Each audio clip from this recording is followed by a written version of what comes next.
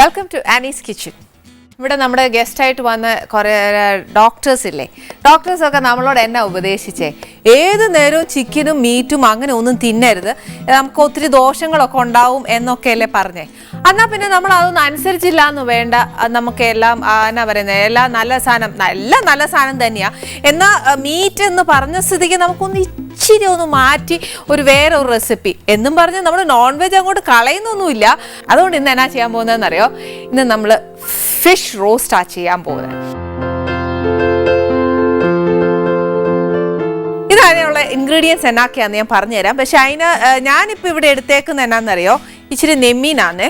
ഈ നെമ്മീൻ എന്നാ പ്രശ്നം എന്നറിയാവോ, ഒന്നെങ്കിൽ ഇതേപോലത്തെ ഷേപ്പിൽ അങ്ങോട്ട് മുറിക്കുക, അല്ലെന്നുണ്ടെങ്കിൽ സ്ക്വയർ ഷേപ്പായിട്ട് മുറിച്ച് വെച്ചാലും മതി. വട്ടത്തിൽ മുറിക്കുന്നതാണെങ്കിൽ ഇതൊരു 7 വട്ടത്തിൽ മുറിച്ച കഷ്ണമാവുള്ളത്. പിന്നെ വേണ്ടിയത് അതിൻ്റെ വേണ്ടിയുള്ള ഗ്രേവി, റോസ്റ്റ് ആക്കാനുള്ള കുറച്ച് ഗ്രേവിക്ക് വേണ്ടിയിട്ട് കുറച്ച് ഉള്ളി വേണം. ഉള്ളി എന്ന് വെച്ചാൽ ഒരു മീഡിയം സൈസ് ഒരു 3 വലിയ ഉള്ളിയല്ല, സവാള ഒരു മീഡിയം സൈസ്, വലുതുമല്ല തീരെ ചെറുതുമല്ല, ഒരു ഇച്ചിരി മുഴുത്തിയല്ലേ, അന്നേരം അങ്ങനത്തെ ഒരു 3 എണ്ണം. പിന്നെ കുറച്ച് പച്ചമുളക്. ഇതിപ്പോൾ ഞാൻ എന്നാന്ന് പറയുക, കൈവാക്ക് എളുപ്പമായതുകൊണ്ട് ഇങ്ങനെ അരിഞ്ഞേക്കുക, കീറിയിട്ടാച്ചാലും മതി. പിന്നെ ഇത് കുറച്ച് ടൊമാറ്റോ, ഇതൊരു മീഡിയം സൈസ് 2 ടൊമാറ്റോയേ ഉള്ളൂ. പിന്നെ കുറച്ച് ചെറിയ ഉള്ളിയാ. ഇത് ഗ്രേവിക്കുള്ളതല്ല, മീൻ അരച്ച് വരട്ടാനുള്ളതാണേ. ഇതില്ലാത്ത ഒരു മീൻ കറിയില്ല, ഇറച്ചിക്കറിയില്ല, ഒന്നുമില്ല. ഇത് കുറച്ച് ഇഞ്ചിയും വെളുത്തുള്ളിയും കൂടെ അരച്ച് വെച്ചേക്കുക. ഞാൻ ഇതെന്നൊക്കെ അറിയോ അരച്ച് വെക്കുന്ന എന്നാന്ന് വെച്ചാൽ എല്ലാം കൈവാക്കിന് എളുപ്പത്തിനാണേ. അന്നേരം ഈ ഒരു കഷ്ണം ഇടുവാന്നേൽ അങ്ങനെ ഇടാം, അതെല്ലാം വെളുത്തുള്ളിയായിട്ട് തന്നെ ഇടുവാന്നെങ്കിൽ അങ്ങനെ ഇടാം. പിന്നെ കുറച്ച് മഞ്ഞൾപ്പൊടി, പിന്നെ കുറച്ച് മുളക് പൊടി ഓൾവേസ് പ്രിഫറിങ് ആസ് കാശ്മീരി മുളക്. പിന്നെ കുറച്ച് മല്ലിപ്പൊടി, പിന്നെ കുറച്ച് ഉലുവ കടുക് പൊട്ടിക്കാനാ, അതുകൊണ്ട് കുറച്ച് മതി. കുറച്ച് കുരുമുളക് പൊടിയായിട്ടാന്നേലും അല്ലെങ്കിൽ എന്നാ പറയാ ചതച്ച മുളകാന്നേലും കുരുമുളകാന്നേലും മതി, ഏതാ കയ്യിലുള്ളതെന്ന് വെച്ചാൽ അത് ഇട്ടാൽ മതി. പിന്നെ ഇച്ചിരി കടുക്, പിന്നെ കുറച്ച് പുളിയാന്നേ. ഇത് കുടംപുളിയല്ല, നമ്മുടെ വാളംപുളിയാ.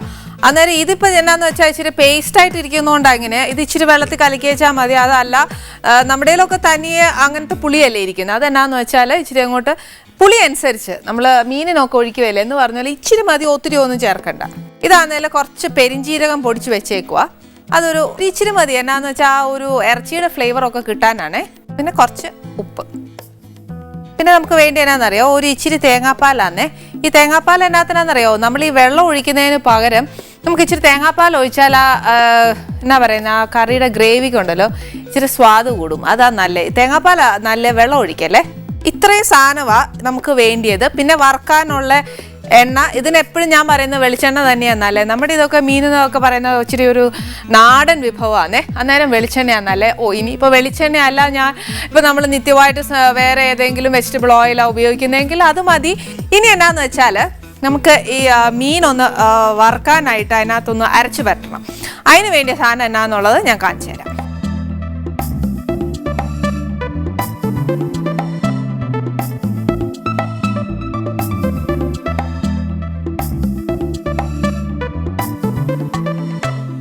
മീനിന് അരച്ച് വരട്ടാനാണെങ്കിൽ എല്ലാവരും എന്നാ പറയുന്നത്, ചിലയിടത്തൊക്കെ ആണെങ്കിൽ ഒത്തിരി വ്യത്യാസമുണ്ട്. ഞാൻ ചെയ്യുന്ന എന്നാന്ന് വെച്ചാൽ ആദ്യം കുറച്ച് വേണ്ട, ഏതൊരു കറി തുടങ്ങുമ്പോഴും ആദ്യം മഞ്ഞൾപ്പൊടിയിൽ തുടങ്ങാം കേട്ടോ. ഒരു 1/2 ടീസ്പൂൺ മഞ്ഞൾപ്പൊടി ഇടുക. പിന്നെ എന്നാന്ന് വെച്ചാൽ എരിവ് അനുസരിച്ച് നമ്മൾ എന്നാന്ന് വെച്ചാൽ ചേർക്കണം. ഇതിപ്പോൾ കാശ്മീരി മുളക് പൊടി ആയതുകൊണ്ട് ഒത്തിരി എരിവില്ല, എന്നാൽ എനിക്കൊരു 7 കഷ്ണം മുഴുത്ത കഷ്ണമാണ്. അന്നേരം അതിനകത്ത് പിടിക്കാനും വേണ്ടിയിട്ടുള്ള ഒരു അരപ്പ് വേണം. ഇപ്പോൾ മഞ്ഞൾപ്പൊടി ഇട്ടു, മുളക് പൊടി ഇട്ടു, ഇനി കുറച്ച് കുരുമുളക്, ഒരു 1/2 ടീസ്പൂൺ കുരുമുളക് പൊടി ഇട്ടു. പിന്നെ എന്നാന്ന് വെച്ചാൽ കുറച്ച് ഇഞ്ചിയും വെളുത്തുള്ളി, ഒരു വലിയ ടീസ്പൂൺ തന്നെയാണ് ഞാൻ ഇട്ടേക്കുന്നത്. ഇനി ഇച്ചിരി ചെറിയ ഉള്ളിയാന്നേ.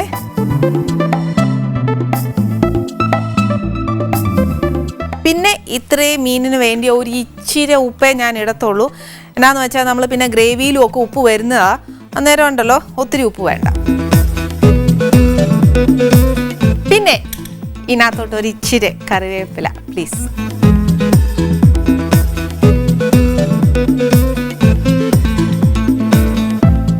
പിന്നെ നമ്മൾ ഈ അരയ്ക്കുന്ന അരപ്പിനകത്തോട്ടുണ്ടല്ലോ കുറച്ച് വിനാഗിരിയും കൂടെ ചേർക്കുവാണെങ്കിൽ, ഒത്തിരി അല്ല, ഒരു എന്നാ പറയുന്ന ഒരു ആ വിനാഗിരിയുടെ അടപ്പില്ലേ അതിനൊരു 1/4 കപ്പ് ഒന്ന് ഒഴിച്ചേച്ചാലുണ്ടല്ലോ ഇച്ചിരിയും കൂടെ രുചി കിട്ടും.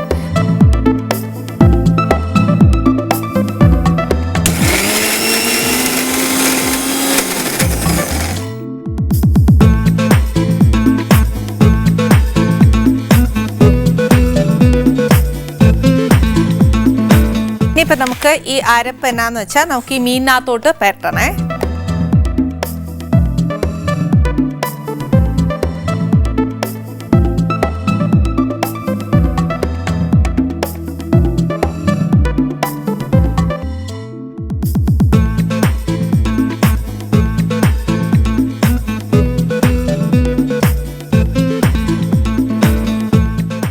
ഇതുപോലെ നമുക്ക് എല്ലാ മീനും അങ്ങോട്ട് പെരട്ടി വെക്കണം.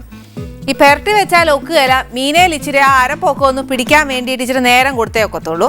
അപ്പം എന്താണെന്ന് വെച്ചാൽ ഈ മീൻ വറുത്തെടുക്കുന്ന ആ എണ്ണയിൽ തന്നെ നമുക്ക് ഗ്രേവി ഉണ്ടാക്കുന്ന ഇച്ചിരിയും കൂടി ഒരു എന്നാ പറയുന്നത് ഒരു സ്വാദ്. ഇനിയിപ്പോൾ നമുക്ക് ആ മീൻ വറുക്കാം. ആദ്യം എന്നാ ചെയ്യേണ്ടതെന്ന് വെച്ചാൽ നമുക്ക് പാൻ കത്തിച്ചേച്ചേ എണ്ണ ഒഴിക്കാം.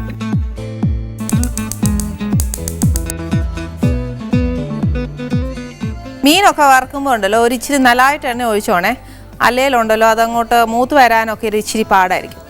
എന്നാന്ന് വെച്ചാൽ ഇവിടെ 7-8 കഷ്ണമല്ലോ, അന്നേരം ഇത്രയൊക്കെ വറുത്ത് വരുമ്പോഴത്തേക്ക് ഈ എണ്ണ അങ്ങ് തീർന്നോളും. പിന്നെ ആണെങ്കിൽ ആ ബാക്കി എണ്ണ മതിയാവും നമുക്ക് എന്നാ ഉള്ളിയൊക്കെ വഴറ്റാനായിട്ട്.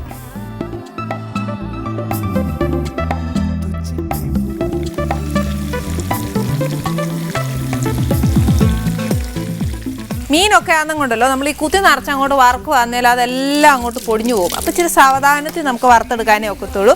പിന്നെ ഈ വറുക്കാൻ ഇടുമ്പോഴത്തേനുണ്ടല്ലോ ശരിക്കും ഒരു ടിപ്പ് പോലെ അല്ല, പക്ഷെ എന്നാലും നമ്മുടെ ഒരു ഇച്ചിരി കറിവേപ്പില ഇട്ട് കൊടുക്കുകയാണെങ്കിലുണ്ടല്ലോ ഒരു ഇച്ചിരി ഫ്ലേവർ വരും.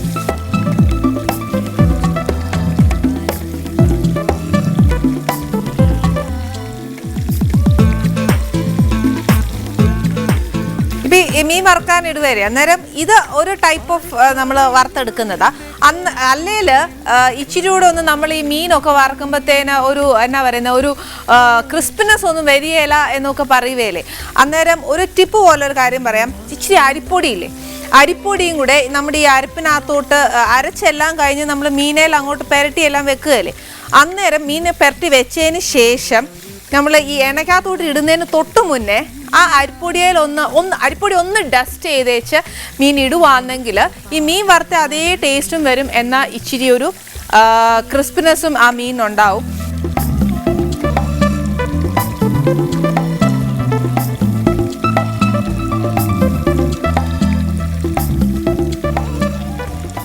നമ്മൾ ഈ മീൻ വറക്കുകയല്ലേ അതിനകത്തോട്ട് ഇച്ചിരി ഉള്ളിയും, കുറച്ച് ഉള്ളി മതി, ഒത്തിരി സവാള എടുക്കണ്ട, ഒരു പേരിന് ഇച്ചിരി ഉള്ളിയും, ബാക്കി ഇച്ചിരി ടൊമാറ്റോ ഒരു എന്നാ പറയുന്നത് ഒരു 1/4 ഉള്ളിയാണെങ്കിൽ ഒരു ഫുൾ ടൊമാറ്റോ, ഒരു മീഡിയം സൈസ് ടൊമാറ്റോ അരിഞ്ഞേച്ച് ഉള്ളി നല്ല വഴറ്റിയേച്ച് ഈ ടൊമാറ്റോയും കൂടെ ഇട്ട് നല്ല സ്മാഷ് ചെയ്യണം.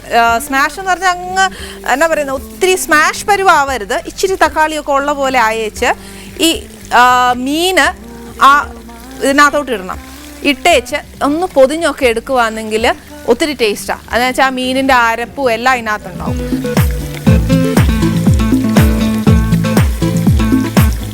ഇതിപ്പോൾ എന്തായാലും ഞാനൊരു ഇച്ചിരി മൂത്ത് വറുത്തെടുക്കാൻ പോവാന്നേ.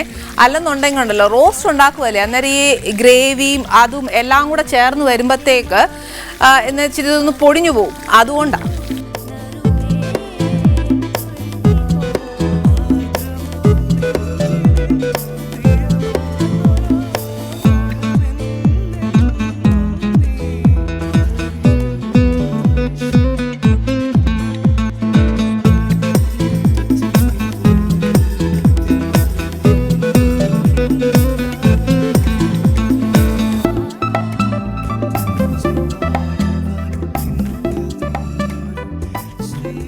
ഇപ്പം നമ്മൾ മീനെല്ലാം വറുത്ത് കഴിഞ്ഞേ, ഇനി ഈ എണ്ണ നല്ല ചൂടാ, പക്ഷേ ഇതിനകത്തുണ്ടല്ലോ നമ്മൾ മീൻ വറക്കുമ്പോഴത്തേക്ക് കുറച്ച് അരപ്പൊക്കെ അങ്ങ് മുരിഞ്ഞു കിട്ടുകയല്ലേ. അന്നേരം ആ അരപ്പൊന്നും ഒത്തിരി അങ്ങോട്ട് എടുക്കണ്ട. കാര്യം ഹെൽത്ത് വൈസ് ആണെങ്കിൽ പറയുവാണെങ്കിൽ അത് ഇച്ചിരി ദോഷമുള്ള കാര്യമല്ലേ. അന്നേരം ഒത്തിരി ഒന്നും എടുക്കണ്ട, എന്നാൽ ഒത്തിരി കളയുകയും ചെയ്യില്ല കേട്ടോ. ഇച്ചിരി അതിനകത്തുണ്ടെങ്കിൽ നല്ലയാ. എന്നാന്ന് വെച്ചാൽ മുരിഞ്ഞൊക്കെ ആ അരപ്പാന്നെങ്കിലോ ഒരു ഇച്ചിരി കൂടി സ്വാദ് വരും. അതുകൊണ്ട് ഞാൻ ഒത്തിരി എന്നാ വെച്ചാൽ പകുതിയോളം കളയും, പകുതി വെച്ചേക്കും. എന്നാലും എൻ്റെ ഇതിനകത്ത് ഒരു ഇച്ചിരിയേ ഉള്ളൂ. എനിക്ക് അത്ര അരപ്പേ എന്നാ പറഞ്ഞേ മുരിച്ചപ്പോൾ കിട്ടിയുള്ളൂ, അതാ സത്യം. പിന്നെ ഇതിനകത്ത് ചൂടെണ്ണയാ, ഇച്ചിരി എണ്ണേ ബാക്കിയുള്ളൂ. അതിനകത്തോട്ട് നമുക്കൊരു ഇച്ചിരി കടുക് ഇടാം. ചൂടെണ്ണ ആയതുകൊണ്ട് കടുക് ഇടുമ്പോഴത്തേനുണ്ടല്ലോ ഒരു ഇച്ചിരി തീ അങ്ങോട്ട് കുറച്ചോണം. അതുകൊണ്ട് എന്നാന്ന് പറയുക, പെട്ടെന്ന് അങ്ങോട്ട് കടുക് പൊട്ടുകയെ ചാന്നെങ്കിൽ അതങ്ങ് കരിഞ്ഞു പോകും. ഇതിൻ്റെ കൂട്ടത്തിൽ തന്നെ കുറച്ച് ഉലുവ, ഒത്തിരി ഒന്നുമില്ല, ഒരു പിഞ്ച്. കടുകും ഉലുവായും ഒന്നും ആ എണ്ണയിൽ തന്നെ പൊട്ടിയില്ലാന്ന് ഉറപ്പ് വരുവാണെങ്കിൽ മാത്രം ഒരു ഇച്ചിരി തീ കൂട്ടിക്കും. ഇതിനകത്ത് കുറച്ച് കറിവേപ്പില, ഇത് വേണ്ടിയിട്ട് ഇട്ടതല്ല, എനിക്ക് വേണ്ടി ഇട്ടതാ. ഇതിനകത്തോട്ട് നമ്മൾ അരിഞ്ഞു വെച്ചേക്കുന്ന ഉള്ളി,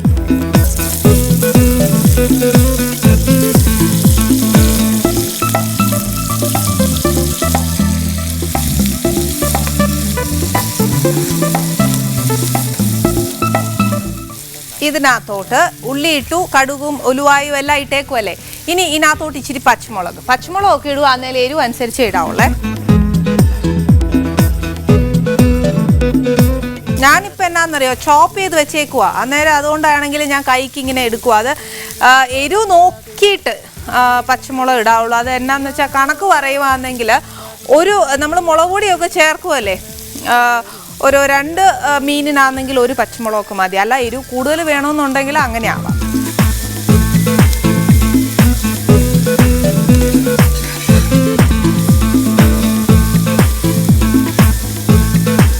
ഈ ഉള്ളി ആന്നേലും ഒരു ഇച്ചിരി ഒന്ന് വഴന്ന് അതിൻ്റെ ഞാൻ പറഞ്ഞില്ലേ എപ്പോഴും ഈ കണ്ണൊന്ന് നീറുവേ അത് വഴറ്റുന്ന സമയത്തേക്ക്. ആ കണ്ണ് നീറുന്ന ആ ഒരു പോർഷൻ മാറി കഴിയുമ്പോഴത്തേക്ക് നമുക്ക് എന്നാ പറയുന്ന അടുത്ത ഒരു ഇഞ്ചിയും വെളുത്തുള്ളി അതൊക്കെ ഇടാം.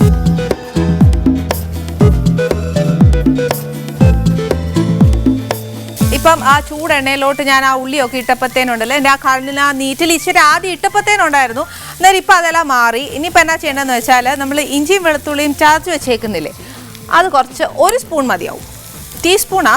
ഒരു ടീസ്പൂൺ. അത് ഒത്തിരി എന്നാ പറയുന്ന ഗ്രേവിക്ക് വേണ്ടിയ ഇഞ്ചിയും വെളുത്തുള്ളി ഇട്ടേച്ചാൽ മതി. ഒരു ടീസ്പൂണിൻ്റെ ഒരു 1/4 ടീസ്പൂൺ ഇട്ടേച്ചാൽ മതി.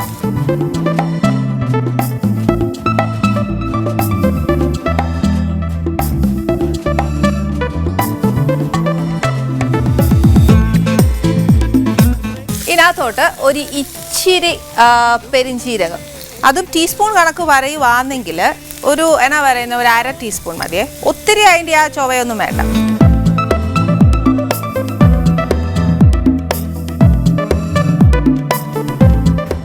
പെരിഞ്ചീരകവും ഇഞ്ചിയും വെളുത്തുള്ളിയും സവാളയൊക്കെ വരുമ്പോഴത്തേക്ക് എന്നെ വഴക്ക് പറയുന്നത് ഞാൻ ഒരു 2 കറിവേപ്പില ഇടണം. ഇനി ഇതിനകത്തോട്ട് കുറച്ച് തക്കാളി, മുഴുവൻ ഒന്നും ഇടണ്ട കേട്ടോ. ഒരു എന്നാ പറയുക, നമ്മളിപ്പം അരിഞ്ഞു വെച്ചേക്കുന്നതിൻ്റെ ഒരു 1/2 പോർഷൻ അല്ലെങ്കിൽ ഒരു 3/4 പോർഷൻ ഇട്ടേച്ചാൽ മതി. ഇത് ഇരിക്കട്ടെ. കാര്യം എന്താണെന്ന് വെച്ചാൽ നമുക്ക് ലാസ്റ്റ് ഒന്ന് ഇടാനാണെങ്കിൽ ഒരു രസമല്ലേ.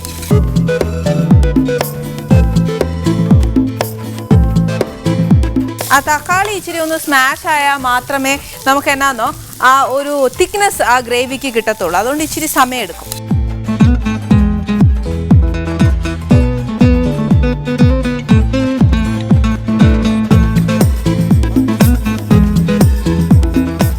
എന്തായാലും തക്കാളി ഇച്ചിരി ഒന്ന് സ്മാഷ് ആവാൻ വേണ്ടിയിട്ടുണ്ടല്ലോ ഇച്ചിരി നേരം എടുക്കുവേ. ആ നേരത്തിനിടയ്ക്ക് നമുക്ക് ഇച്ചിരി വർത്താനമൊക്കെ പറയാം. ആ വർത്താനം പറയുന്നതിന് മുന്നേ തന്നെ നമുക്ക് ആദ്യം ഗസ്റ്റിനെ കുറിച്ച് പറയാം. ഇന്നിവിടെ ഗസ്റ്റായിട്ട് വരുന്ന ആരാന്നറിയാവോ? പ്രശസ്തയായ ഒരു അഭിനേത്രിയാണ് ശ്രീലത നമ്പൂരി ആണ് ഇവിടെ വരുന്നത്. ചേച്ചീനെ ശരിക്കും ഞാൻ ചേച്ചിയായിട്ട് വർക്ക് ചെയ്തിട്ടില്ല, പക്ഷേ എനിക്ക് വർക്ക് ചെയ്തിട്ടില്ലെങ്കിൽ പോലും ചേച്ചിയായിട്ടുള്ള ഫ്രണ്ട്ഷിപ്പ് അത് എനിക്കെന്നല്ല ശരിക്കും തോന്നുന്നു. എനിക്ക് തോന്നുന്നു നമ്മൾ പ്രേക്ഷകർ ചേച്ചിയെ ഒട്ടുമിക്ക സമയവും ടി വിയിൽ കാണാറുണ്ട്. ചേച്ചി നമ്മുടെ അടുത്ത ആളാണ്. ഇപ്പം നമ്മുടെ ഉള്ളിയൊക്കെ ആന്നേൽ ഉള്ളി ആണെങ്കിൽ വഴന്നു, തക്കാളി ആണെങ്കിൽ ഇച്ചിരി തൊലിയൊക്കെ വിട്ട് സ്മാഷായി തുടങ്ങി. ഞാൻ ഇച്ചിരി എണ്ണയൊക്കെ സൈഡിൽ വെച്ചിട്ടുണ്ട്, അഥവാ നമുക്ക് വേണമെന്നുണ്ടെങ്കിൽ ഒഴിക്കാൻ. പക്ഷെ എനിക്ക് തോന്നുന്നു അത് വേണ്ട. ഇനിയിപ്പോൾ എന്നാണെന്നറിയോ, ഇതങ്ങോട്ട് നല്ലതായിട്ട് വഴന്നില്ലേ, ഇനി അങ്ങോട്ട് ഇതിനകത്തോട്ട് ഇച്ചിരി പൊടിയൊക്കെ ചേർക്കാം. ഈ ഗ്രേവിക്കകത്തും ഇച്ചിരി മഞ്ഞപ്പൊടിയൊക്കെ വേണം. അപ്പോൾ നമുക്കൊരു 1/4 ടീസ്പൂൺ മഞ്ഞപ്പൊടി ഇട്ടേക്കാം. കുറച്ച് മുളക് പൊടി, പച്ചമുളക് ഇട്ടേക്കുക, അന്നേരം ഇച്ചിരി മുളക് പൊടി മതി. പിന്നെ വേണ്ടിയത് ഒരു ഫുൾ ടീസ്പൂണാണ്, ഒരു ഫുൾ ടീസ്പൂൺ മല്ലിപ്പൊടി. ഇതിനകത്തോട്ട് ഇച്ചിരി ഉപ്പൊന്നും ടീസ്പൂൺ കണക്ക് പറഞ്ഞാൽ ഒക്കുകയില്ല, സ്വാദനുസരിച്ച് ഇട്ടേച്ചാൽ മതി. അപ്പോൾ എപ്പോഴും നമ്മുടെ വീട്ടിലൊക്കെ കണ്ടിട്ടില്ലേ അമ്മമാരും ഈ പറഞ്ഞ ഞാനാന്നേലും ഇങ്ങനെയൊക്കെ തന്നെയാണ് ചെയ്യുന്നത്. ഒരു ഇച്ചിരി അങ്ങോട്ട് എന്നാ പറയുന്നത് സ്പ്രിങ്കിൾ ചെയ്ത് വിടും.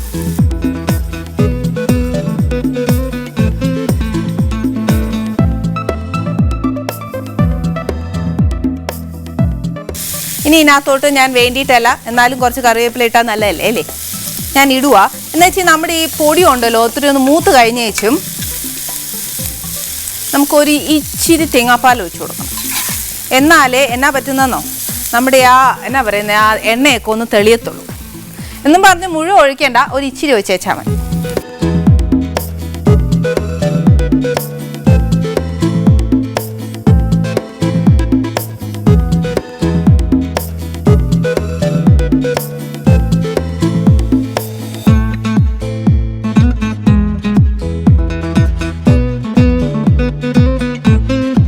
നമുക്ക് തീ നല്ലതായിട്ട് അങ്ങോട്ട് കുറച്ചേച്ച് നമ്മുടെ മീൻ ഓരോന്നായിട്ട് ഇതിനകത്തോട്ടിടാം.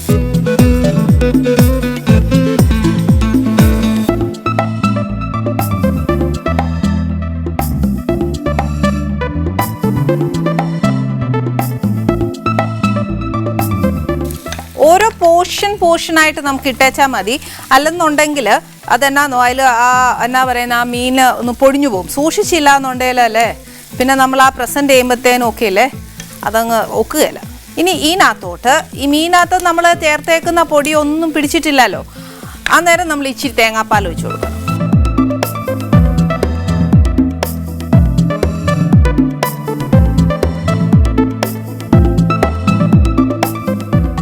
നമ്മൾ അരപ്പെല്ലാം ചേർത്തേച്ച് കുറച്ച് മീൻ ഇനി അതൊന്ന് പിടിക്കണേ. പക്ഷേ ഇതിന് മുന്നേ ഉണ്ടല്ലോ നമ്മളൊരു പുളിയുടെ കാര്യം പറഞ്ഞില്ലായോ, അന്നേരം ഈ പുളിക്ക് എന്നാണെന്നറിയാവോ, ശരിക്കും നമ്മൾ തക്കാളി ചേർത്തേക്കുക.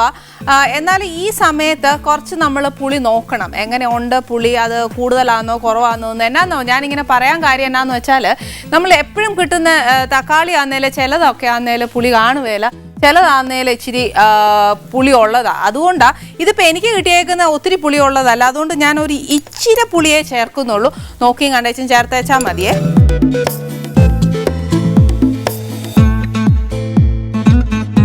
ഇപ്പം നമ്മൾ തേങ്ങാപ്പാൽ ചേർത്തു, ഉപ്പ് ചേർത്തു, പുളി ചേർത്തു, അരപ്പെല്ലാം കൂടെ ചേർത്തു. നേരത്തെ പറഞ്ഞ പോലെ നമ്മുടെ മീനിനെല്ലാം അരപ്പുകളും ചേർത്ത് വെച്ച് അതിന് ഇച്ചിരി ഒന്ന് പിടിക്കാൻ, അതിന് ആ മീനിനകത്തൊന്ന് പിടിക്കാൻ ഇച്ചിരി നേരം കൊടുത്ത പോലെ നമ്മൾ ഈ ചേർത്ത ഉപ്പും പുളിയും ഗ്രേവിയും ഒക്കെ ഒന്ന് പിടിക്കാൻ വേണ്ടിയിട്ട് മീനിനൊരു ശകലം സമയം കൊടുത്താൽ മാത്രമേ മീനിന് ആ രുചി വരത്തുള്ളൂ. ഞാനേ നമ്മൾ നേരത്തെ ഇട്ട് എന്നാ പറയുന്ന മീനിനകത്തോട്ട് നമ്മൾ അരപ്പും എല്ലാം ഇട്ടേക്കുമല്ലായിരുന്നോ, ഞാനത് ഇച്ചിരി നേരം ഒന്ന് അടച്ചു വെച്ച് ആന്നു അതിനകത്ത് അതെല്ലാം ആ മസാലയൊക്കെ ഒന്ന് പിടിപ്പിച്ചത്.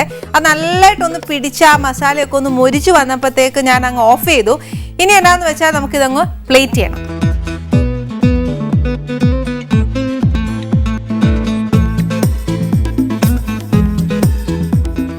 പിന്നെ ആണെങ്കിൽ നമ്മൾ ഒരു ട്രിപ്പ് മാത്രമാണ് നമ്മൾ ചെയ്തേ. അത് കഴിഞ്ഞ് ബാക്കി കുറച്ചുകൂടെ ചെയ്യാനുണ്ട്. അത് പക്ഷേ എന്നാന്നറിയോ, കുറച്ചുകൂടെയൊക്കെ എന്നാ പറയുന്നത് ഇച്ചിരി കൂടെ സമയം എടുക്കും. അപ്പം ആദ്യത്തെ ഫസ്റ്റ് ട്രിപ്പ് കഴിഞ്ഞു. ചെയ്ത് വരുമ്പോഴത്തേക്ക് വേണ്ടേ നമ്മുടെ എന്നാ പറയുന്നത് ഫിഷ് റോസ്റ്റ് ഇങ്ങനെ ആവും. ഇത് സ്ക്വയർ പീസസ് ആക്കാം, അല്ലെന്നുണ്ടെങ്കിൽ ഇങ്ങനെ മുഴുവനായിട്ട് പൊടിയാതെയൊക്കെ വറുത്തെടുക്കുവാന്നേലുണ്ടല്ലോ ഇങ്ങനെ തന്നെ നമുക്ക് കിട്ടും. വേണേ കുറച്ച് കറിവേപ്പിലൊക്കെ കിട്ടും. നമസ്തേ ചേച്ചി, ഞാൻ 2 ഡോസ് തരാനിരിക്കുവായിരുന്നേ. എന്നെ ഇന്ന് വന്ന് ഈ ഫിഷ് റോസ്റ്റ് ഒക്കെ ഒന്ന് ഹെൽപ്പ് ചെയ്യാന്ന് പറഞ്ഞേച്ച് എല്ലാം തീർന്ന് ഞാൻ പ്ലേറ്റ് ചെയ്തപ്പോഴത്തേക്ക് എന്റെ പൊന്ന് ചേച്ചി ഇങ്ങെത്തി. മിട്ടിക്ക് ഇപ്പോഴല്ലേ വരേണ്ടത്, കാരണം ഭക്ഷണം കഴിക്കാനുള്ള സമയമായപ്പോ വന്നു. മിട്ടിക്ക് കേട്ടോ, എന്നെ ഒന്ന് സഹായിച്ചു തരാനായിട്ട് ഓടി വരാന്നൊക്കെ വലിയ വാക്ക് പറഞ്ഞതാന്നേ. എന്നാ പറയാനാ, സമയമായി പോയി. എന്തായാലും ചേച്ചി എന്റെ എന്നാ പറയാ കുഞ്ഞടുക്കളയിലേക്ക് വന്നല്ലോ, എനിക്ക് സന്തോഷായി. ഞാനെല്ലാം കാണാറുണ്ട് കേട്ടോ. ആന്നോ? എന്നിട്ട് ഞാൻ ആലോചിക്കും ഇതെല്ലാം എപ്പോ പഠിച്ചു? ഇത്രയും കാര്യങ്ങൾ ചെയ്യാൻ എങ്ങനെ പഠിച്ചു? എന്നാന്നറിയോ ചേച്ചി, ഏട്ടന് ചേച്ചിക്കൊക്കെ അറിയാലോ, ഏട്ടന് ഭയങ്കര ഭക്ഷണപ്രിയനാ.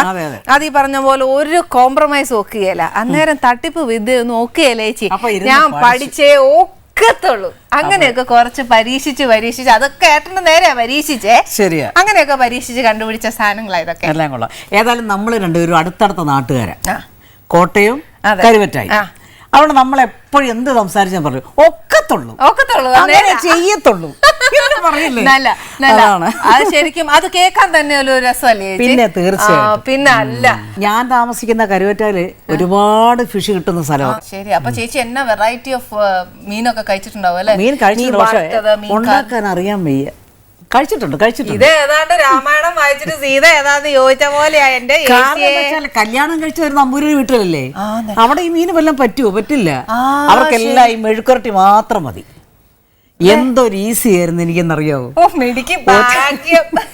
ഒരു മുളക് മാത്രം ഇട്ട് എല്ലാം മെഴുക്കുരട്ടി. അന്നേരം ചേച്ചി ഇതൊക്കെ കഴിച്ചുകൊണ്ടിരുന്ന ചേട്ടന് കല്യാണം കഴിഞ്ഞ സമയത്ത് ഒക്കുമായിരുന്നു. വളരെ ബുദ്ധിമുട്ടായിരുന്നു. അയ്യോ, വയറ്റിലൊക്കെ ഗ്യാസ് കൊടുക്കാം. പുള്ളി തന്നെ വിചാരിച്ചു എല്ലാ ഞായറാഴ്ചയും തൃശ്ശൂർ ഏതെങ്കിലും ഒരു ഹോട്ടലിൽ കൊണ്ടുപോയി തീറ്റിക്കും ഞങ്ങള്. ചേട്ടനെ പറ്റി പറയുവാണെങ്കിൽ ചേട്ടൻ നല്ല നമ്പർ 1 ആയുർവേദിക് ഡോക്ടർ ആയിരുന്നു. അതുകൊണ്ട് എന്നാ പറയുന്നത്, ചേച്ചിക്ക് കുറെ കാര്യങ്ങളൊക്കെ നമുക്ക് പറഞ്ഞുതരാനുള്ള ടിപ്സ് ഒക്കെ കാണുമായിരിക്കും അല്ലേ ചേച്ചി? പിന്നെ തീർച്ചയായിട്ടും. അന്നേരം ഞങ്ങൾക്ക് എന്നാ പറയാ, ഹെൽത്ത് കോൺഷ്യസ് ആയിട്ടൊക്കെ ഞങ്ങളിപ്പോ ഒത്തിരി നോക്കുന്ന കാര്യം കൂടിയാ. അപ്പൊ അതൊക്കെ ഞങ്ങൾക്ക് പറഞ്ഞു തരണം. കുടുംബവിശേഷം പറയണം. ചേച്ചിയോട് എന്നൊക്കെ ചോദിക്കാനുണ്ടെന്നറിയോ? ഡോക്ടർ വൈസ്, ഹെൽത്ത് വൈസ് ചോദിക്കാനുണ്ട്, കുടുംബവിശേഷം ചോദിക്കാനുണ്ട്, പഴയ സിനിമയെ കുറിച്ച് ചോദിക്കാനുണ്ട്, പിന്നെ പുതിയ സീരിയൽ വിശേഷങ്ങളൊക്കെ ചോദിക്കാനുണ്ട്. ഇതൊക്കെ ഇവിടെ നിന്നാ ഒക്കത്തില്ല ചേച്ചി, നമുക്ക് അവിടെ പോയിരിക്കാം. ഞാൻ ചോദിച്ചോളാന്നേ. ചേച്ചി പോരെ.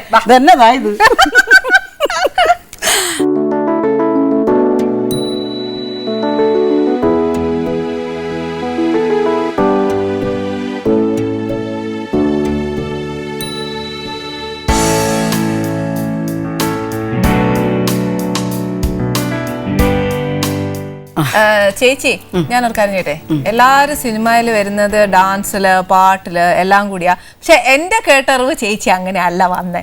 ചേച്ചി ഭയങ്കര ഒരു സ്പോർട്സ് താരമായിരുന്നു എന്നൊക്കെ അറിഞ്ഞേ. ആന്നോ ചേച്ചി, ഒന്ന് പറയാവോ? സ്പോർട്സ് താരമായിരുന്നു. പിന്നെ പാട്ടിലും അതുപോലെ 2 പ്രാവശ്യം ലൈറ്റ് മ്യൂസിക്കിന് സ്റ്റേറ്റ് ഫസ്റ്റ് വാങ്ങിച്ചിട്ടുണ്ട്. 2 പ്രാവശ്യം ലോങ് ജമ്പിന് നമുക്കൊരു പാട്ടേരിയ കിട്ടി കേട്ടോ, ഫസ്റ്റ് വാങ്ങിച്ചിട്ടുണ്ട്. അപ്പം അങ്ങനെയാണ് വന്നത്. എങ്ങനെ ചേച്ചി സിനിമയിൽ വന്നത് എങ്ങനെയാന്ന് വെച്ചാല് ഞാൻ സ്പോർട്സും സിനിമയും. അതെ, ആ ചേച്ചി എങ്ങനെ അതിനകത്ത് സിനിമ? ആദ്യം ഞാൻ 2 വർഷം നാടകത്തിൽ വന്നു KPSCയില്. ലളിത ചേച്ചിയായിരുന്നു എന്നെ കൊണ്ടു നടന്നൊക്കെ. അന്ന് ഞാൻ വരുമ്പോ ഞാൻ 9th നിന്ന് 10th ആയിട്ടേ ഉള്ളൂ. അപ്പൊ അവിടെ പാടുന്നതിന് വേണ്ടി കൊണ്ടുവന്നു. അഭിനയം എനിക്ക് ഇഷ്ടമേ അല്ലായിരുന്നു. അപ്പം അവിടെ തോപ്പിൽ പാസിയേട്ടനെ ഒരു കുട്ടിയുടെ വേഷം അഭിനയിപ്പിച്ചു. അപ്പോൾ പാട്ടുമുണ്ട്. അങ്ങനെ പാട്ടും അങ്ങനെയാണ് വന്നത്. 2 വർഷം അഭിനയിച്ചുള്ളൂ. പിന്നെ എൻ്റെ അച്ഛൻ്റെ സഹോദരി സിനിമ എടുത്തുകൊണ്ടിരുന്ന ആളാണ് കുമാരി തങ്കം പഴയ. അങ്ങനെ അവരാണ് വിളിക്കുന്ന ഒരു സിനിമയിൽ അഭിനയിക്കാൻ. അതും താല്പര്യമില്ലായിരുന്നു അഭിനയത്തിനോട്. അപ്പോൾ അമ്മയൊക്കെ നിർബന്ധിച്ച് അങ്ങനെ അഭിനയിക്കാൻ മദ്രാസിൽ വന്നു. അമ്മയൊക്കെ ഇഷ്ടമായിരുന്നു ചേച്ചിക്ക് അഭിനയിക്കുന്നതൊക്കെ? അതെ, ഇഷ്ടമായിരുന്നു. അപ്പം അങ്ങനെ മദ്രാസിൽ വന്നപ്പം അപ്പോൾ നമ്മൾ ഈ ട്രെയിനിൽ ഇങ്ങനെ വരുമ്പോൾ ഭയങ്കര സങ്കടം. ഏതായാലും അഭിനയിക്കാൻ വന്നില്ലേ, പ്രേം നസീറോ ഒക്കെ ആയിരിക്കും കൂടെ അഭിനയിക്കുന്നത്. അവിടെ ചെന്ന് കഴിഞ്ഞപ്പോഴാണ് എൻ്റെ അപ്പച്ചി പറഞ്ഞു, ഇത് വിരുദൻ ശംഖു എന്നൊരു കോമഡി സിനിമയാണ്, ഇതിൽ അഭിനയിക്കുന്ന നായകൻ അടൂർ ഭാസിയാണ്. അടൂർ ഭാസിയുടെ കൂടെ അതെ ഞാൻ വിചാരിച്ചു അടൂർ ഭാസിയെന്ന് പറയുമ്പോൾ കുറച്ച് പ്രായമില്ലേ, എനിക്ക് 15 വയസ്സല്ലേ ഉള്ളൂ, ഒരു 10-40 വയസ്സെങ്കിലും അദ്ദേഹത്തിന് ഉണ്ടാവുമല്ലോ. പിന്നെ തമാശ പടമാണ്. അയ്യോ തമാശ വരുമോ എങ്ങനെ പറയും, ആകെ ഒരു കൺഫ്യൂഷൻ. അപ്പോൾ ഞാൻ പറയാം ആദ്യത്തെ സിനിമയെ അഭിനയിച്ചില്ല. പോകുന്നില്ല. ഞാൻ പറഞ്ഞു എനിക്ക് തമാശ. അപ്പോൾ എന്നോട് അപ്പച്ചി പറഞ്ഞു, നമ്മൾ എഴുതി വെക്കുന്ന ഡയലോഗൊന്നുമല്ല, നമ്മൾ സ്വന്തമായിട്ട് പറയണം. അപ്പോൾ അതോടുകൂടി എൻ്റെ ഗ്യാസ് ഔട്ടായി. അപ്പോൾ ഞാൻ പറഞ്ഞു ഇല്ല, ഈ സിനിമ ഞാൻ അഭിനയിക്കുന്നില്ല, എനിക്ക് ശരിയാവത്തില്ല, പറ്റത്തില്ല. അപ്പം അങ്ങനെ വേണ്ടാന്ന് വെച്ചു. അടുത്തൊരു സിനിമയിൽ ഞാൻ സത്യൻ സാറിൻ്റെ മകളായിട്ട് അഭിനയിച്ചു. കുഴപ്പമില്ലായിരുന്നു. വേണ്ട, നമുക്ക് മദ്രാസിനോട് ഇവിടെ പറഞ്ഞു കളയാം, വേണ്ട നാട്ടിലോട്ട് പോവാം, സിനിമയെ വേണ്ട, ശരിയാവത്തില്ല. അങ്ങനെ വീണ്ടും ഈ ബാസ്ചേട്ടൻ്റെ കൂടെ തന്നെ അഭിനയിക്കാൻ M. Krishnan Nair sir direct ചെയ്തൊരു പടത്തിൽ വീണ്ടും വന്നപ്പോൾ അദ്ദേഹം എന്നെ ഒരുപാട് കോംപ്രമൈസ് ചെയ്തു. ഇതൊരു സിനിമ അഭിനയിച്ച് കഴിഞ്ഞാൽ അങ്ങ് പൊയ്ക്കോ. അതെന്താ സംഭവം എന്ന് വെച്ചാൽ ആ സമയത്ത് ഹീറോയിൻസ് മാത്രമേ ഉള്ളൂ. ഈ കോമഡി അഭിനയിക്കാനുള്ള സ്ത്രീകൾ കുറവാണ്, അതും ചെറുപ്പക്കാർ കുറവാണ്. അപ്പോൾ അതിൽ ശരിയെന്ന് പറഞ്ഞ് സമ്മതിച്ചു. ഇത് കഴിഞ്ഞങ്ങ് പോകാമല്ലോ. അപ്പോൾ അതിൽ അഭിനയിച്ചു. എൻ്റെ ഈശ്വര, ആദ്യം തന്നെ ഒരു മ്യൂസിയത്തിൽ കൊണ്ട് നിർത്തി ഒരു പാട്ടെടുക്കുന്നു. അപ്പം ഞാൻ നോക്കിയപ്പോൾ ഒരു ആനയുണ്ട് അവിടെ. അപ്പോൾ ഈ ബാസിയേട്ടൻ ഇങ്ങനെ കാണിച്ചു തരിക, ഈ ആനയുടെ അടിയിൽ കൂടെ നടന്നിട്ടേ ജന്മം ചെയ്താൽ ഞാൻ ചെയ്യില്ല. അങ്ങനെ എന്നെ കുറേ ചീത്തയൊക്കെ വിളിച്ചു. അത് പിന്നെ നസീർ സാർ ഉണ്ടായിരുന്നു, ആ ഷോട്ട് വേണ്ടാന്ന് വെച്ചു. അങ്ങനെയൊക്കെ പാട്ട് തീർത്തു. ആ സിനിമ എങ്ങനെയോ അഭിനയിച്ച് തീർത്തു. എന്നും വഴക്ക. ഞാൻ പറയുന്നതിന് നിങ്ങൾ കൗണ്ടർ പറയുന്നില്ല. അയ്യോ എനിക്കറിയാൻ വയ്യ. അങ്ങനെ ഒടുക്കം പിന്നെ അങ്ങനെ അഭിനയിച്ചിരുന്നപ്പം കുറേ സിനിമകൾ വന്നു. അതെല്ലാം ഇങ്ങേറെ കൂടെ തന്നെ, സിനിമകളെല്ലാം ഇങ്ങേറെ കൂടെ തന്നെ. എന്തോ ചെയ്യും, ഞാൻ തിരിച്ചു പോകാനും വയ്യ. അങ്ങനെ ഞാനൊരു 10 സിനിമ വരെ ഇങ്ങനെ ചീത്ത വിളി ഇതൊക്കെ. പിന്നെ ഞാൻ പഠിച്ചു.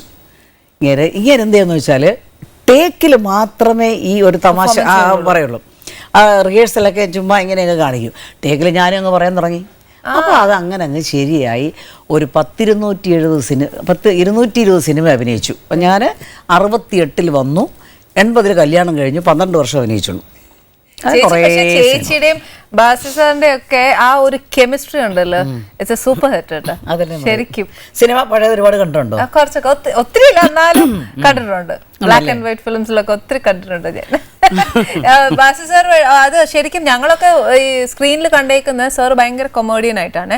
പക്ഷെ ശരിക്കും അല്ലാതെ സെറ്റിലൊക്കെ ഷൂട്ടിംഗ് അല്ലാതെ ഇരിക്കുന്ന സമയത്തൊക്കെ കൂടി ഭയങ്കര സീരിയസ് ആണോ? അല്ലല്ല, ഒരുപാട് തമാശ പറഞ്ഞുകൊണ്ടേയിരിക്കും. പിന്നെ ഈ സിനിമയിൽ ഞാൻ അഭിനയിച്ച സിനിമകളിൽ ഒരു 90% സീനുകൾ എഴുതി ഉണ്ടാക്കിയത് ബാസിയേട്ടനാണ്. അതെ, അതെന്താ സംഭവം എന്ന് വെച്ചാൽ അന്ന് നമ്മൾ കുറച്ച് ഈ വലിയ സാഹിത്യകാരന്മാരുടെ കഥയും അതൊക്കെ എടുത്തിരുന്നില്ല. അതിൽ കോമഡി ഇല്ലല്ലോ. അപ്പം ഞങ്ങളുടെ ഒരു കോമഡി ട്രാക്ക് വേറെ ആയിരിക്കും. അങ്ങനെയാ.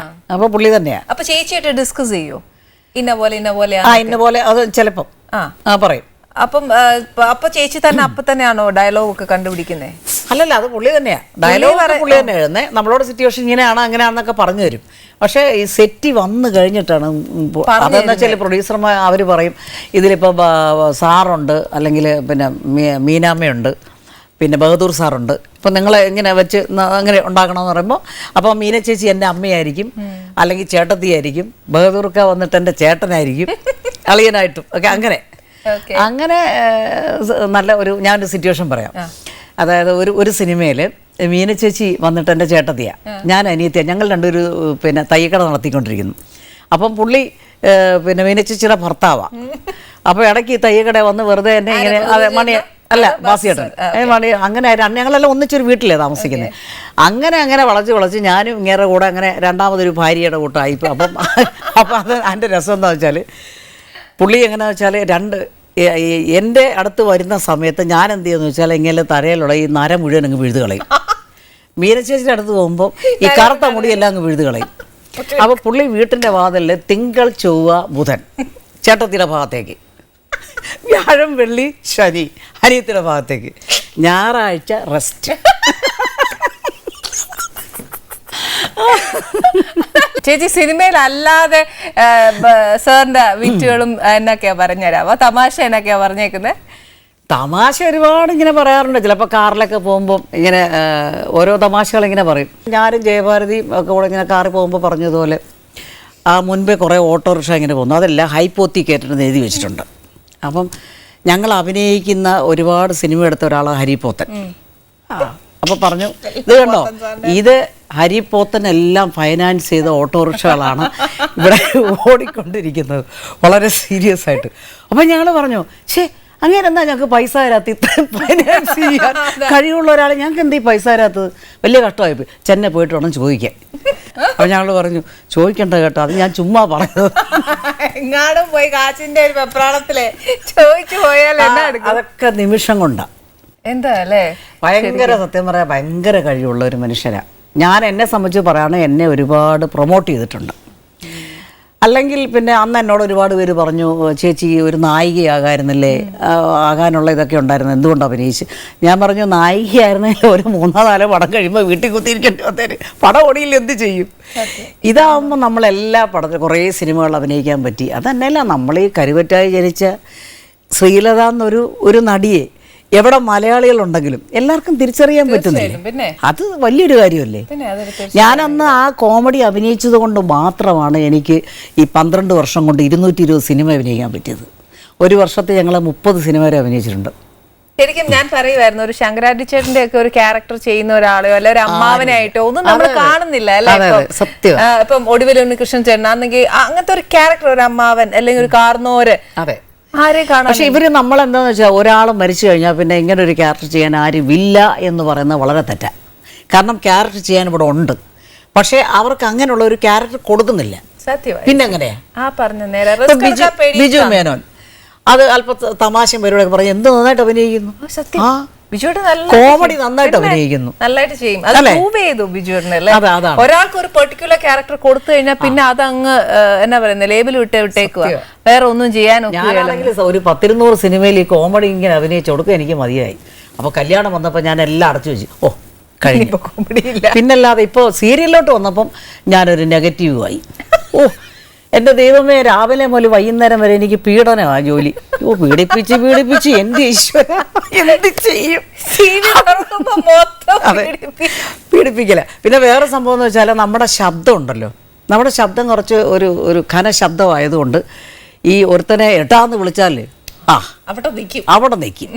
അപ്പം എനിക്ക് ഫീൽഡിലൊക്കെ വന്നപ്പോൾ ഏറ്റവും നല്ല ബെസ്റ്റ് ഫ്രണ്ട്സ് ഉണ്ടാക്കിയിട്ടുണ്ട്. ചിപ്പിയും അവരൊക്കെ എന്റെ നല്ല ബെസ്റ്റ് ഫ്രണ്ട്സ്. ചേച്ചിയുടെ ബെസ്റ്റ് ഫ്രണ്ട് ആരായിരുന്നു? ഫസ്റ്റ് ഫിലിമിൽ വരുമ്പോൾ ഏറ്റവും കൂടുതൽ സപ്പോർട്ട് ചെയ്തതും കൂടെ നിന്ന് മീന ചേച്ചി എൻ്റെ നാട്ടുകാരിയാണ്. പക്ഷെ ഞാൻ സിനിമയിൽ വരുന്നതിന് മുമ്പേ അവർ വന്നു. പിന്നെ അത് കഴിഞ്ഞാൽ എന്നെ ഇപ്പം എപ്പോഴും വിളിക്കുകയും ഇവിടുത്തെ ഈ കേരളത്തിലെ കാര്യങ്ങളൊക്കെ ചോദിക്കുകയും ചെയ്യുന്നത് ഷീലാമ്മ തന്നെയാണ്. അതന്ന് പിന്നെ എനിക്ക് പിന്നെ വിജയശ്രീ ഒരു നല്ല ഫ്രണ്ടായിരുന്നു. മരിച്ചു പോയല്ലോ പെട്ടെന്ന്. ഒരു നല്ല ഫ്രണ്ടായിരുന്നു. ചേച്ചി ഇപ്പം ചേച്ചിക്ക് അഭിനയം അല്ലാതെ വേറെ എന്തെങ്കിലും ഹോബീസ്, അതായത് ഇപ്പം സ്പോർട്സ് ഒക്കെ ഉണ്ട്, അതല്ലാതെ വേറെ എന്തെങ്കിലും? എനിക്ക് മനസ്സിലായി എവിടെയാണ് വരുന്നത്. എനിക്കത് മനസ്സിലായി. അത് ഷീലാമ്മ അനുകരിക്കും. ഷീലാമ്മ അനുകരിക്കുക എന്ന് വെച്ചാൽ അത് ഒരു ദിവസം സിനിമ, പിന്നെ ഒരുപാട് സിനിമകൾ അവരോട് അഭിനയിച്ചിട്ടുണ്ട്. അപ്പോൾ ഒരുപാട് അവരുടെ മാനറിസംസ് നമുക്കറിയാം. ഒന്ന് പറയാമോ ചേച്ചി? അപ്പോൾ ഇങ്ങനെ ഒരു ദിവസം ടി വിയിൽ ഇങ്ങനെ മനസ്സിലക്കരയാണെന്ന് തോന്നുന്നു ഒരു സിനിമ കണ്ടുകൊണ്ടിരുന്നപ്പം ഞാനൊന്ന് പറഞ്ഞു നോക്കി. അപ്പം എനിക്ക് ശരിയല്ല. എൻ്റെ മോൻ പറഞ്ഞു, അമ്മേ ഇത് അവരുടെ ശബ്ദം പോലെ ഉണ്ടല്ലോ ഒന്ന്. എന്നാ ഞങ്ങൾക്കും കൂടെ ഒന്ന് കാണിച്ചു തന്നേ. ഞങ്ങൾ എത്ര പേര് കണ്ടോണ്ടിരിക്കുന്നത്. മനസ്സിലക്കരെ കണ്ടോ? കണ്ടു. ഞാൻ പറയാം. ഇവരെ ഒരു പള്ളിയുടെ മുമ്പിൽ കൊണ്ട് നിർത്തുമല്ലോ, ജയറാം. അവിടെ കൊണ്ട് നിർത്തി, ത്രേസ്യ ചേട്ടത്തേക്ക് ഈ പള്ളി ഓർമ്മയുണ്ടോ? അപ്പോൾ അവർ പറയും, ഈ പള്ളിയിൽ വെച്ചാ എന്നെ മാമോദീസ മുക്കിയതും ഞാൻ ആദ്യ കുർബാന കൈക്കൊണ്ടതും. ഇതാ ഈ പടിക്കെട്ടിൽ വെച്ചാ മാത്തുക്കുട്ടിച്ചായൻ ആദ്യമായി എന്നെ ഇഷ്ടമാണെന്ന് പറഞ്ഞത്.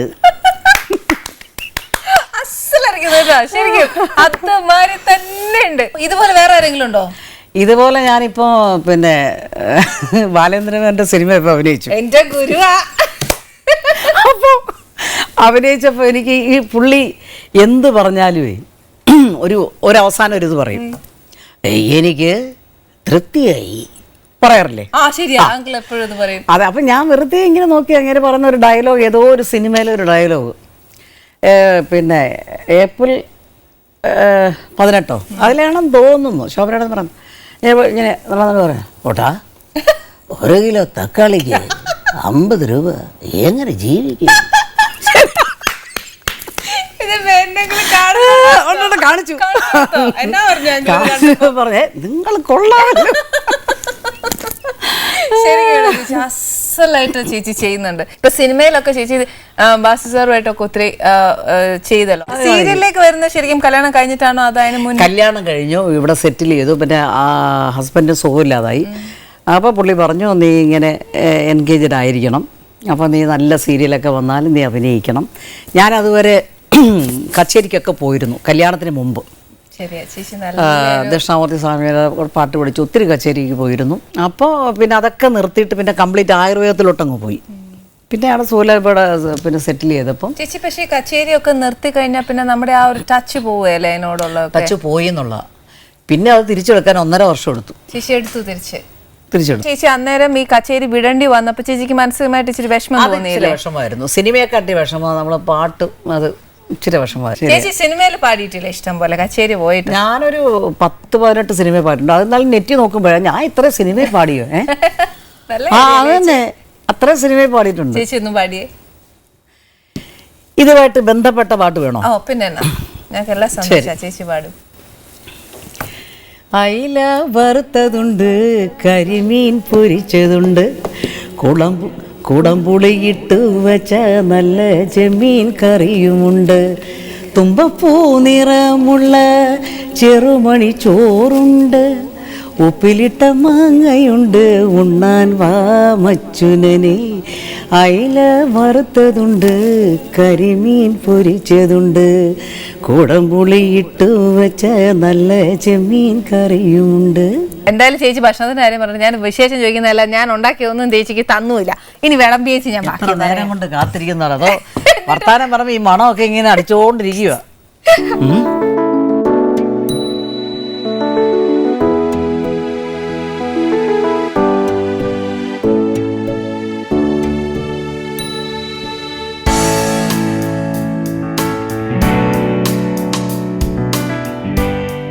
ശരിക്കും ഡോക്ടർ സാർ എങ്ങനെയാ ചേച്ചിയുടെ ലൈഫിലേക്ക് വന്നേ?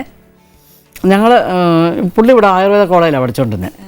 അപ്പം അങ്ങനെ അഭിനയിച്ച് പഠിച്ചുകൊണ്ടിരുന്നപ്പോൾ പുള്ളി ഇതുപോലെ ബെസ്റ്റ് ആക്ടറൊക്കെ ആയിരുന്നു യൂണിവേഴ്സിറ്റിയിൽ. അപ്പോൾ ഇവിടുത്തെ മെറിലാൻഡിലെ ഡ്രാമയൊക്കെ ചെയ്യുമായിരുന്നു. സുബ്രഹ്മണ്യ മുതലാളിയായിട്ട് വലിയ അടുപ്പമായിരുന്നു. അങ്ങനെ അദ്ദേഹത്തിൻ്റെ സിനിമകളിൽ ചെറിയ ചെറിയ വേഷങ്ങളൊക്കെ ചെയ്തു. പിന്നെ ഞാൻ അഭിനയിച്ച ഒരു പടത്തിൽ പുള്ളി അഭിനയിച്ചിരുന്നു. 2 പടം, ഒന്ന് വേനലൊരു മഴ, ഒന്ന് പാപത്തിന് മരണമില്ല. അതിൽ പുള്ളി ഒരു ഹീറോ ആയിരുന്നു തോന്നുന്നു. അതിൽ അഭിനയം വന്നപ്പോൾ ഞാൻ എങ്ങനെയാണെന്ന് വെച്ചാൽ പുള്ളിയെ വളയ്ക്കുന്ന ഒരു ക്യാരക്ടറാണ്. അതിൽ പുള്ളി നായരും ഞാൻ അന്തർജനവുമാണ്, തിരിച്ചാ. അങ്ങനെ ഒരു പാട്ട് സീൻ അഭിനയിച്ചു. പക്ഷെ അവിടെ ഈ മാത്രല്ലയോ അഭിനയിച്ചു മാത്രം ഇവർ ആൾക്കാരൊക്കെ പറയുന്ന പ്രേമ ലവൊന്നും ഇല്ലായിരുന്നു. നമുക്ക് വേറെ ഒരുപാട് കാര്യങ്ങളുണ്ട്. പിന്നെ വീട്ടിലെ ബ്രദേഴ്സ് അവരവരൊക്കെ ജോലികൾ, അങ്ങനെ എന്തെല്ലാം കാര്യങ്ങളുണ്ട്. അപ്പോൾ കല്യാണത്തിനെ പറ്റി എങ്ങനെ സത്യം പറഞ്ഞാൽ ചിന്തിച്ചില്ല പുള്ളി. പക്ഷേ വിടാതെ നമ്മളെ ഈ ഷൂട്ടിങ് കഴിഞ്ഞാൽ ഇങ്ങനെ ചുറ്റി ഇങ്ങനെ വരിക. പോയിട്ട് വരട്ടെ ഒരു പ്രാവശ്യം പറയും, പിന്നെയും കുറച്ച് കഴിഞ്ഞപ്പോൾ പിന്നെ പോയിട്ട് വരട്ടെ, അതെന്താ ഇത് ഇങ്ങനെ. അപ്പം സുകുമാരി ചേച്ചിയോട് ചോദിച്ചു, ഇതെന്തോ ഒരു കുഴപ്പത്തിലെ ചെല്ലും, 3 പ്രാവശ്യം പോയിട്ട് വരും, എന്തോ എന്നോട് പറയുന്നില്ലല്ലോ. അവൻ എൻ്റെ ചേച്ചി ഒന്നുമില്ല. അപ്പം പിന്നെ അടുത്ത ദിവസം ഇങ്ങനെ ഷൂട്ട് ചെയ്യുന്നപ്പോൾ ഇങ്ങനെ 2 പേരും സംസാരിച്ചപ്പോൾ അപ്പം എന്നോട് ഇങ്ങനെ പറഞ്ഞു, നമുക്കങ്ങ് കെട്ടിയാലെന്താ. ഞാൻ ഞെട്ടി. ഞാൻ പറഞ്ഞു നടക്കാത്ത കാര്യം. ഇനി ചിരി വന്നു. ഞാൻ പറഞ്ഞു ഇത് ഒരുപാട് തമാശക്കാർ പറഞ്ഞിട്ടുള്ളതാണ്, നമുക്കും കെട്ടിയാലെന്താന്ന്. അത് നടക്കത്തില്ല. കാരണം 2 പേരും 2 എക്സ്ട്രീം ഇതാണ്. പിന്നെ ഒരിക്കലും പിന്നെ അവരുടെ 4 അമ്മാവന്മാർ, ഈ ഗുരുവായൂരമ്പലത്തെ മേശാന്തിമാരും ഒക്കെ, ഞാൻ പറഞ്ഞു എന്നെ അങ്ങോട്ട് അടുപ്പിക്കത്ത് പോലും ഇല്ല, പിന്നെ നമ്മളതിനെപ്പറ്റി ചിന്തിക്കേണ്ട. അതൊക്കെ പറഞ്ഞങ്ങ് പോയി. പിന്നെ മദ്രാസിൽ പോയി പുള്ളി പിന്നെ ഫോൺ നമ്പരൊക്കെ കണ്ടുപിടിച്ച് പുള്ളി വിളി തുടങ്ങി. ഇത് എന്തൊരു കഷ്ടം ഇത്. ഇപ്പം ഞാൻ ഓരോ ടെസ്റ്റിങ് വെച്ചു ഇങ്ങനെ, ഇത് ഒറിജിനലാണോ അറിയാം. നമ്മൾ കളിപ്പിക്കലാണെങ്കിലേ എത്രയോ നമ്മൾ ഓരോരുത്തർ ജീവിതം കാണുന്നതല്ലേ. അപ്പം ഞാൻ പറഞ്ഞു എനിക്ക് നിങ്ങളെ വീട് കാണണമെന്ന്. അതിനെന്താ, നാട്ടിലെ കുന്നംകുളത്താ വീട്. അപ്പോൾ എന്നോട് പറഞ്ഞു ഗുരുവായൂർ പോലെന്ന് പറഞ്ഞ് വന്നാൽ മതി, എൻ്റെ കൂടെ അഭിനയിക്കുന്ന ഒരു ആർട്ടിസ്റ്റാണ്. വീട്ടിൽ കൊണ്ടുവന്നു. എന്നിട്ടൊന്നും വിശ്വാസമല്ല. എന്നിട്ട് ഞാൻ ഫ്ലൈറ്റിൽ വന്നു. എന്നെ വീട്ടിൽ കൊണ്ടുപോയി. അമ്മയും അച്ഛനും ഒക്കെ ആരും ഇതുവരെ കൊണ്ടുവന്നിട്ടില്ല. എന്തോ ഒരു ചെറിയ സംശയം. അപ്പോൾ തിരിച്ചെനിക്ക് എറണാകുളത്തെ ഒരു ഷൂട്ടിങ് കണ്ടു. അപ്പം തിരിച്ചു വരുമ്പോൾ അമ്മയും കൂടെ വണ്ടിയിൽ കയറി എന്നെ ആ എറണാകുളത്തുള്ള അവിടെ കൊണ്ടുവിട്ടു. അപ്പോഴും ഇതിലും ജയിച്ചു. അപ്പോൾ ഓരോ എന്ത് ചെയ്യാറ്. അപ്പോൾ ഞാൻ പറഞ്ഞു എനിക്ക് വേറൊരു അഫെയർ ഉണ്ട്, അതുകൊണ്ട് എനിക്കിത് അതുപോലെ ഒരു അഫെയർ ഉണ്ട്. ഞാൻ വിചാരിച്ചു എങ്ങനെയെങ്കിലും പോന്നേ പൊയ്ക്കോട്ടെ എന്ന്. അപ്പോൾ പറഞ്ഞു അഫെയർ ഉണ്ടായിട്ട് എന്താ കല്യാണം കഴിക്കാൻ പറഞ്ഞു. അപ്പോൾ എനിക്കൊരു തെറ്റിപ്പോയി കേട്ടോ. ഈ പറഞ്ഞ കൂട്ടത്തിൽ നമ്മൾ ഈ കള്ളത്തരം വരുമ്പോഴേ ശ്രദ്ധിച്ചില്ലെങ്കിൽ മുഴുവൻ തെറ്റും. അപ്പോൾ ഞാൻ പറഞ്ഞു അയാൾ കല്യാണം കഴിച്ചു. അയ്യോ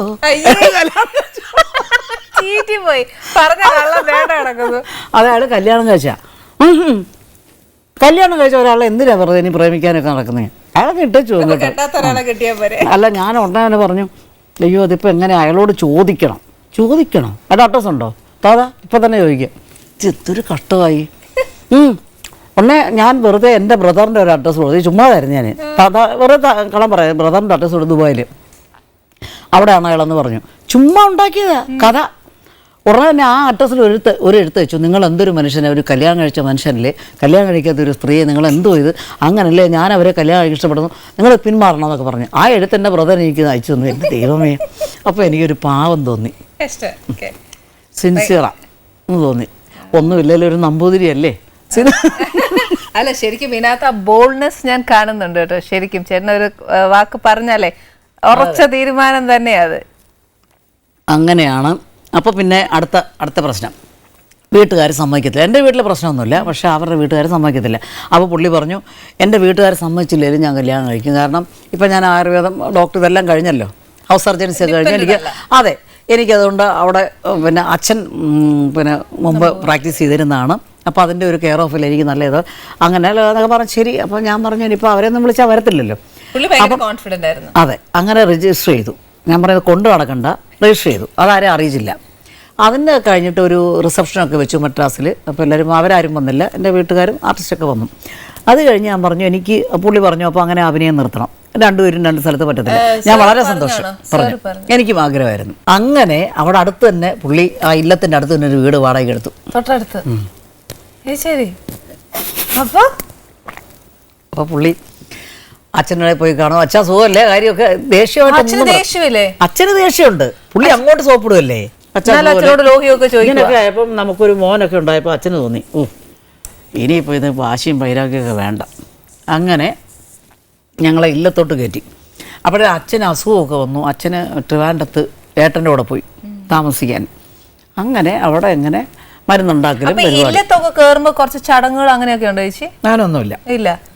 പിന്നെ അത് കഴിഞ്ഞിട്ട് മോനൊക്കെ ഉണ്ടായി കഴിഞ്ഞപ്പോൾ ഈ ഉപനയനം നടത്തിയില്ലെങ്കിൽ കർമ്മം ചെയ്യിക്കത്തില്ല, അതുണ്ടായി. അപ്പോൾ അങ്ങനെ ഒരു ഉപനയനം നടത്തുന്നതിന് മുമ്പുണ്ട്. അപ്പോൾ എന്നെ വീണ്ടും ചുരുക്കം പറഞ്ഞാൽ രജിസ്റ്റർ ചെയ്തു. പിന്നെ അമ്പലത്തിൽ പോയി ഒരു താലി കെട്ടി. പിന്നെ അന്തർജനം മൂന്ന് കല്യാണം. അന്തർജനമാക്കാൻ വേണ്ടി അതിന് കുറേ ചടങ്ങുകളും പരിപാടിയൊക്കെ ഉണ്ട്. അതിനൊക്കെ ചേച്ചിയുടെ വീട്ടുകാർ സഹകരിച്ചോ? അതിന് പ്രശ്നമൊന്നുമില്ലായിരുന്നു. അങ്ങനെ അന്തർജനമാക്കി കഴിഞ്ഞ് പിന്നെ മോൻ അപ്പോഴത്തേക്ക് 8ാം ക്ലാസ്സിലായിരുന്നു പഠിക്കുന്നത്. അപ്പം മോൻ ജനിച്ചു കഴിഞ്ഞിട്ടുള്ളത് കാത് കുത്തുന്നൊരു ചടങ്ങ്, പിന്നെ ഒരുപാട് ചടങ്ങ്, 1 വർഷം ആ ചടങ്ങായിരുന്നു. ഇതെല്ലാം കഴിഞ്ഞായിരുന്നു ഉപനയനം നടത്തി. അപ്പോൾ പുള്ളിയുടെ ജാതകം ഒക്കെ വെച്ച് പുള്ളി 2007 അപ്പുറം ഇല്ല, പുള്ളിക്കറിയാം. അപ്പോൾ പുള്ളിയുടെ അച്ഛനും അമ്മയൊക്കെ മരിച്ചു പോയല്ലോ. അപ്പം വേറെ എൻ്റെ സ്വന്തം മോനെ കൊണ്ട് തന്നെ കർമ്മം ചെയ്യണമെന്ന് എല്ലാവരും ആഗ്രഹിക്കത്തില്ല. അപ്പം പുള്ളി അത് ചെയ്യിക്കത്തില്ല. ഒന്നാമത് ഈ ഗുരുവായൂരും ഒക്കെ ആയിട്ട് ബന്ധമുള്ള ആൾക്കാർ. അപ്പം അങ്ങനെ ഒരു തോന്നൽ തോന്നി. അപ്പോൾ അതിനു വേണ്ടി മോനെ ഊന്നയനം ചെയ്യിച്ചു, നടത്തി, നമ്പൂതിരിയാക്കി. അതിനു വേണ്ടി മാത്രം.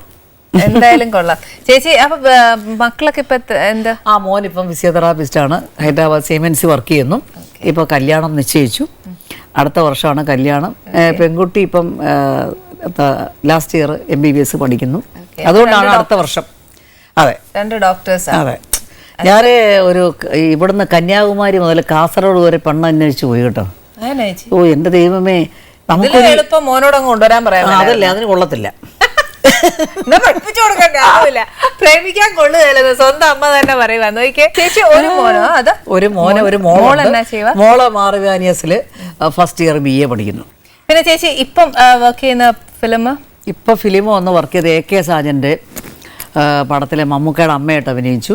അതിലെ നയൻതാരയുടെ അമ്മായിയമ്മ. എനിക്ക് ചേച്ചി ചെയ്യുന്ന ക്യാരക്ടറിലേക്ക് ഏറ്റവും എനിക്കിഷ്ടം ചേച്ചി ചട്ടയും മുണ്ട് കൊടുത്തോണ്ട് ഒരുപാട് പേരിനോട് പറഞ്ഞു. ഞാൻ രണ്ടാമത് തിരിച്ചു വന്ന പടം തന്നെ മറ്റേ വിനോദയാത്ര. ചേച്ചി എനിക്ക് ഒരു പാട്ട് പാടിത്തരോ? ഏത് പാട്ട്? ചേച്ചിക്ക് ഇഷ്ടമുള്ള പാട്ട്. ഇഷ്ടമുള്ള പാട്ടെന്ന് പറഞ്ഞാൽ ഞാൻ പാടിയ പാട്ടുകളെ എനിക്കറിയാവൂ. മതി, ചേച്ചി എത്ര പാടി? ഞാൻ ശ്രീവിദ്യക്ക് വേണ്ടി ഒരു പാട്ട് പാടിയിട്ടുണ്ട്.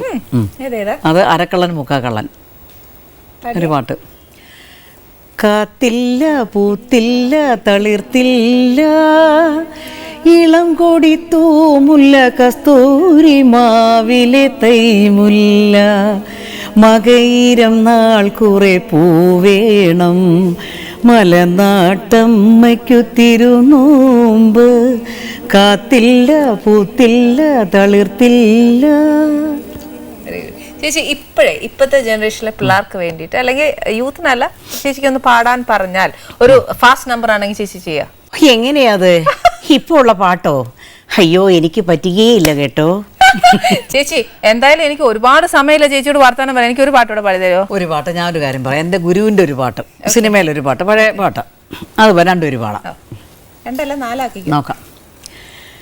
ഉത്തരാ സ്വയംവരം കഥകളി കാണുവാൻ ഉത്രാടരാത്രിയിൽ പോയിരുന്നു. കാഞ്ചന കസവുള്ള പൂഞ്ചേലയുടുത്തവൾ